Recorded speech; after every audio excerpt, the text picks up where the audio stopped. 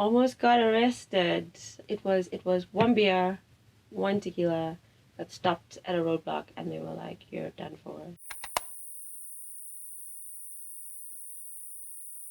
Hi, Hi, how are you? I'm good. How are you? I'm alright. My name is Refiloe. I'm a graphic designer for an energy drink company. Nice. How Yeah. old are you? I'm 27 years old, born 92. God, you make me feel old. Uh, I'm Thiroo. I am a brand communication strategist, and I am 39 years old.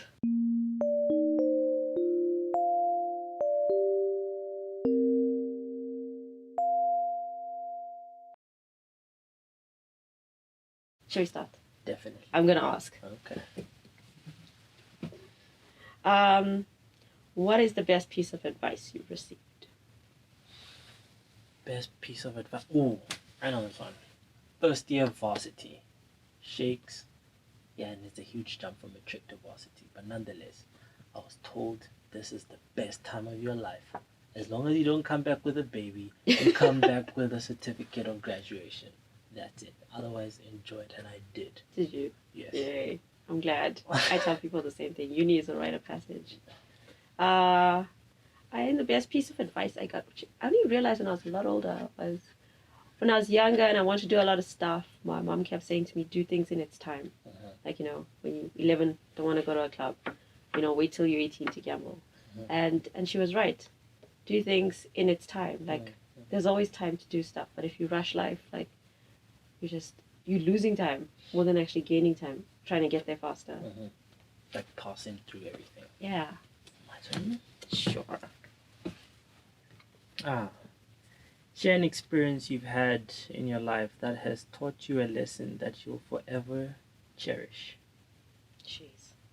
So many. Sometimes you learn from your mistakes. Sometimes you don't. You have to do it again. Or you can tell me a story. What happened to me? I'm gonna say it's gonna sound so silly, but don't drink and drive.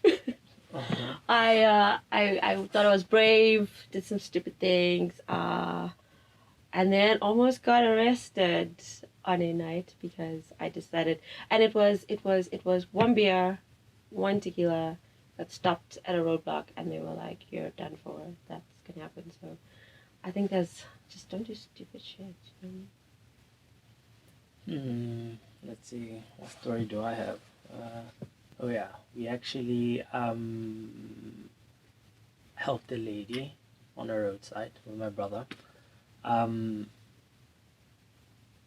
She only to find out that she actually has a lot of companies, in which one when applying for a job, she owns the company. So that lesson taught me that don't judge people through what you see or what they're wearing or who they are along the road. If you feel like helping, help. It's a good lesson. How old would you be if you didn't know how old you are? I think because I have older siblings, I think I'm the last born, so I think I'd be 40. Really? Yeah. Okay. I think I'm still 19. I think I've been stuck at 19 since my 19th birthday. I don't know, it's just a mental state, and I guess that's the most creative I was, and then it just stayed there. If you could offer a newborn child only one piece of advice, what would it be? I don't know. I think be a kid. We spend our whole lives being taught how to not be imaginative. Like when you're a kid and someone asks you to draw something, you draw it exactly as you see it. Like you get a horse with no neck and maybe 5 legs, and we spend our whole lives teaching kids to stop being creative. So I just be a kid. Let it flow. Enjoy it while it lasts before they take it away from you. Of course. I think I could add on to that. I'd say they should make mistakes. I mean, we're made from mistakes. Hopefully not all of us. Not all of us, but I mean, life is all about mistakes, and you grow from mistakes. I think you become a better person because of mistakes. Yeah. Your turn. Is it my turn? What is the one thing you'd like to change about the world? Money being the end goal. We've become politicians, and everything we do because of money. We forget to live. I guess. Uh, Yeah. I think for me, this is going to be my beauty queen answer. I would like to eradicate hate. mm, I mean, we are so merciless in our hate these days that we would hurt, kill, maim anything that's alive in pursuit of God knows what, because your rage is so all consuming these days. mm. So if I could get rid of one thing, I'd eradicate hate. Yeah. What do you want to spend most of your life doing? Nothing. I'm kidding. No. You know, with everything that I've been through, work-wise, people-wise, I think the one thing I'm happy about and what I've always wanted is to own my time again. So I think, I don't know what I would do exactly with it, but I like the freedom of owning my own time and choosing where it goes and what I decide to do with it. Have lunch whenever you want to have lunch. Pretty much. Let's see. I want to spend it breathing. Like by breathing, I mean just living. So I'm pretty much adding to what you're saying as well. But just live free, young, Live wild, and free. free. Not responsibility of being a Live politician. faster, young. Whoa. If the average human life was 1,000 years, how differently would you live your life? Because 1,000 years. subconsciously, I would know I have time, but that would slow pace on achieving your goals. But I think I would live it the same way I'm living. Yeah, I have to agree with you. I don't know. 1,000 years, 100 years, 10 years. Mm. Wouldn't be that different. I would like the fact that I would have time to study all the stuff I wanted to study, though. No, I mean, if I could go back to university and get another 10 degrees, I would do it. I like consuming knowledge. But like never ends. weird stuff. Like, I want to study psych and like, or the human mind, but like criminal psych. Like, interesting things that, I think in the years that we have, you're only given so much time. So you're supposed to go to school, go to university, get a job, and then you're only allowed one. With 1,000 years, you're allowed so many more. Let's see. What does being human mean to you?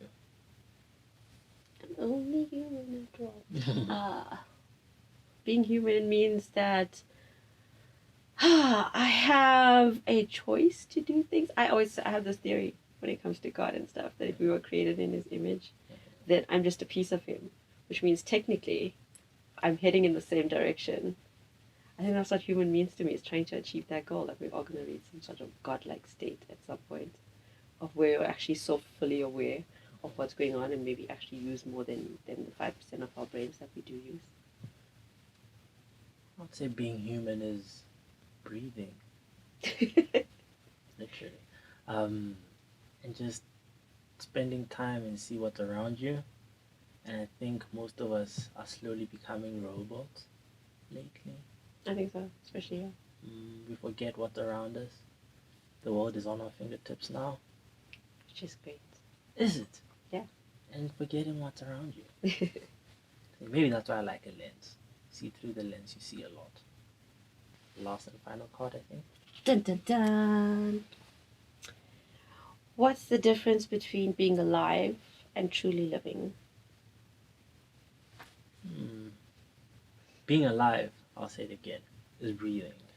But living is experiencing. It's nice. I can't top that.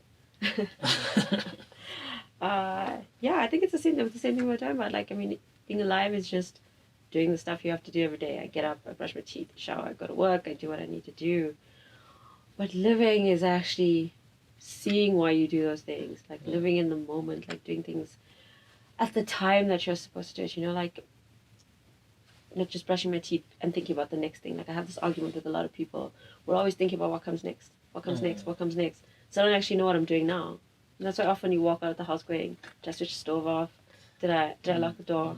Because we never live in the now. So I think we're always worried. being alive is pretty much waiting to die. Living is living in the now.